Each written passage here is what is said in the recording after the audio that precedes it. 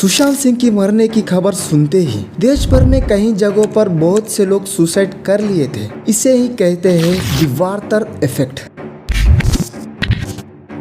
इसका मतलब कोई फेमस सेलिब्रिटी की सुसाइड होने की वजह से कई जगहों पर सुसाइड ट्रिग होना या सुसाइड स्प्रेड होना। इस इफेक्ट को पहली बार देखा गया है ईयर 1774 में, जब द सॉरो ऑफ यंग वार्थर नाम की एक नोवेल रिलीज हुई थी। इस नोवेल की आखिरी में इस नोवेल का लीड रोल वार्थर सुसाइड कर लेता है, जिसे पढ़ते ही यूरोप में पूरा सुसाइड का वेव सा छाया हुआ था। कई जगहों पे तो उस नोवेल का मेन हीरो वार्थर की कॉस्ट्यूम पहन के सुसाइड किया जा रहा था। हद तो तब हो गई थी जब ऑस्कर विनर रॉबिन विलियम्स के सुसाइड के 4 महीने के अंदर 1841 सुसाइड्स हुए थे, वो भी same way as Robin died. ये पूरा मैसिव मीडिया कवरेज और इमोशनल कनेक्टिविटी की वजह से ही हो रहा था। वही इमोशनल कनेक्टिविटी जो सुशांत और उनके फैंस के बीच में था। बस 2 मिनट।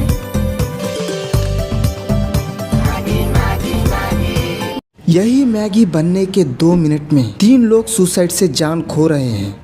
और 2020 जून 14 के दिन उन तीनों में से एक था सुशांत सिंह राजपूत। पर क्यों इन्हें सुसाइड करना पड़ा? अगर ये सुसाइड नहीं था तो मर्डर के बारे में क्यों कोई बात नहीं करता है? क्या गवर्नमेंट किसी के दबाव के वजह से खामोश है या गवर्नमेंट ही दबाव डाल रहा है? तो चलो जानेंगे।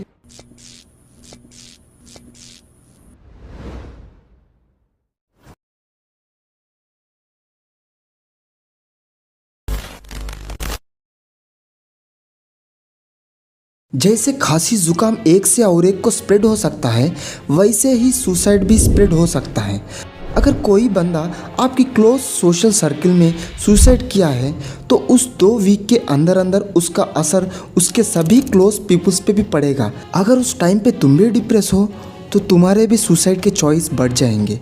ठीक यही हुआ था सुशांत सिंह के साथ, क्योंकि उनकी सुसाइड के 6 दिन पहले ही उनकी मैनेजर दिशा सालियान का डेथ हुआ था। पर इसे सुसाइड नहीं माना गया था, इसे एक्सीडेंटल डेथ कहा गया था, क्योंकि 8 जून 2020 के रात को दिशा सालियान अपने मल्लाड रेसिडेंस के 14th फ्लोर से अचानक से गिर के डेथ हुई थी।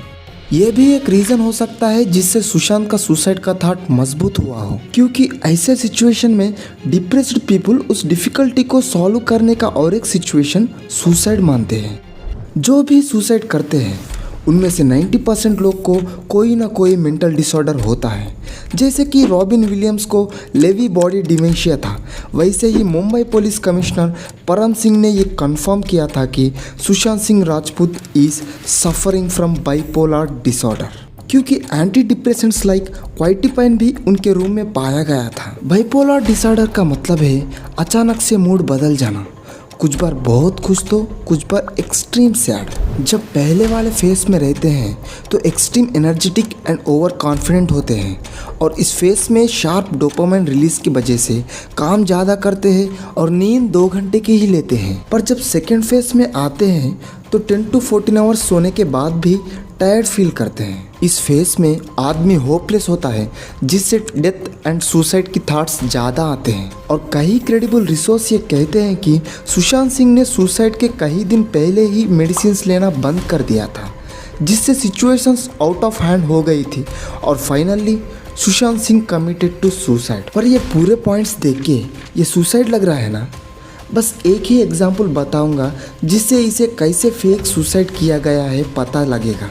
2010 में ऑस्ट्रेलिया की रहने वाली हेलेन बर्ड अपने गैरेज में सुसाइड पाई गई थी।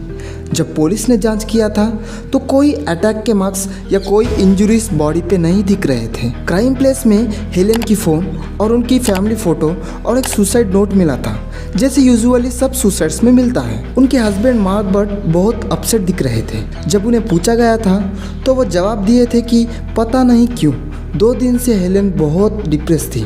मैं जैसे ही सुबह उठा था तो हेलेन नहीं थी, बहुत देर के बाद भी नहीं दिख रही थी, तो मैं उसे ढूंढने लगा और गैरेज में हेलेन को देखते ही मैं रो पड़ा। इस पूरे कहानी को सुनकर और बची हुई एविडेंस को देखकर पुलिस ऑफिसर्स ने ये कंफर्म किया था कि ये सुसाइड है और ये केस 2010 में ही क्लोज किया गया। पर हेलेन के चाहने वाले इस बात को हजम करने के लिए तैयार नहीं थे। उन्हें पूरा भरोसा था कि हेलेन सुसाइड नहीं कर सकती। धीरे धीरे गवर्नमेंट के ऊपर इस केस का प्रेशर बढ़ता गया। इससे 13 साल के बाद 2023 में इस केस को री इन्वेस्टिगेट करने के लिए एक स्पेशल टीम को अपॉइंट किया जा रहा था। केस बहुत पुराना था, इसीलिए एविडेंस पकड़ना बहुत मुश्किल हो रहा था। फिर भी पूरे 1 साल प्रॉपर एंड एक्सपर्ट इन्वेस्टिगेटर्स के वजह से 2024 में ये कड़वा सच सामने आया था कि हेलेन को उनके पति ने ही मारा था। सुबह जब हेलेन बट गैरेज में एंटर हुई थी तब कार्बन मोनोऑक्साइड से एक्सपोज हुई, जो पहले से ही उनके पति से बिछाया हुआ जाल था। कार्बन मोनोऑक्साइड एक ऐसा गैस है जिसे तुम देख नहीं सकते और सूंघ नहीं सकते। सबसे बड़ी बात तो तुम इसे महसूस ही नहीं कर सकते हो। और इसे जैसे ही हेलेन ने इनहेल किया वैसे ही हेलेन की मूवमेंट स्लो हुई थी और एक पॉइंट पे उसकी बॉडी को मूव नहीं कर पा रही थी। रिपोर्ट्स ये भी कहते हैं कि हेलेन को फांसी पे चढ़ाने के पहले भी वो जीवित थी पर मूव नहीं कर सकती थी, पर फांसी टाइट होते ही हेलेन जान छोड़ दी थी, जिससे सब ऑफिसर्स को भी लगा था कि ये सुसाइड है। इसीलिए कोई डीएनए सैंपल्स या फिंगरप्रिंट्स नहीं लिए गए जिससे ये फेक सुसाइड ट्रू हो। क्या तुम्हें नहीं लगता कि सुशांत सिंह के सुसाइड के पीछे भी ऐसा कुछ खिलवाड़ हुआ है? क्योंकि जिस बेडरूम में सुशांत सिंह सुसाइड किया है उस बेडरूम की चाबी अभी तक नहीं मिली है। अगर सुशांत ने ही उसे अंदर से लॉक किया है तो अंदर चाबी रहना चाहिए। अगर चाबी अंदर नहीं है तो किधर गई? फॉर एग्जाम्पल, अगर क्रिमिनल के पास सुशांत की डुप्लीकेट चाबी है तब वो डोर खोलेगा और सुशांत को बेहोश करेगा, उसे मार के फेक सुसाइड का सीन क्रिएट करेगा, ठीक वैसे ही जैसे हेलेन के केस में हुआ था। पर अगर कोई क्रिमिनल ऐसा किया है तो वो भी चाबी लेके नहीं भागेगा, क्योंकि अंदर चाबी रहने से ही सुसाइड मोर बिलीवेबल लगेगा। अगर ये मर्डर नहीं है तो चाबी किधर गई? अगर ये स्पेकुलेशन रॉन्ग है और सीन में कोई एंटर नहीं हुआ है तो सीसीटीवी कैमरास क्यों वर्क नहीं कर रहे हैं और उसके आसपास के भी? ऐसा तो नहीं हो सकता कि सीसीटीवी ऑपरेटर लॉलीपॉप खरीदने गया है। अगर गया भी है तो सभी ऑपरेटर्स एक ही बार लॉलीपॉप खरीदने क्यों जाएंगे? इतने सीरियस मैटर को मैं लॉलीपॉप से इसलिए कंपेयर कर रहा हूँ क्योंकि सीसीटीवी कैमरास ऑफ होना बच्चों का खेल लगता है इन इन्वेस्टिगेटर्स को। ये सब छोड़ो, ऑफिशियल रूल के हिसाब से तो पोस्टमार्टम 6 AM से 6 PM तक करना चाहिए, पर क्यों सुशांत की पोस्टमार्टम नाइट को किया गया है? फिर भी जो doctor RN Cooper municipal general hospital था जिसमें सुशांत का पोस्टमार्टम किया गया, उस हॉस्पिटल के मॉर्चरी सर्वेंट रूपशा ने ये साफ साफ कह दिया कि ये बॉडी सुसाइड की हुई नहीं है, क्योंकि उसने खुद देखा था कि सुशांत के आंख के ऊपर एक ब्लैक मार्क था जो जोर से मारने से ही फॉर्म हुआ था। और उसने ये भी कहा था कि उनकी हड्डियाँ क्रैक थी। रूपशा कोई आलतू फालतू सबूत नहीं है।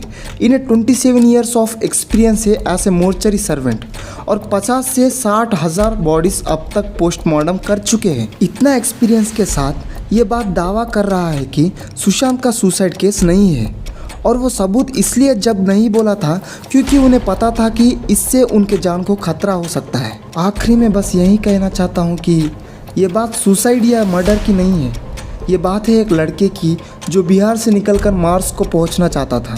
सीबीआई ने सुशांत की केस को 22 मार्च 2025 में क्लोज कर दिया था। ये कहते कि ये एक सुसाइड केस है, but they don't know they closed the file, not the questions.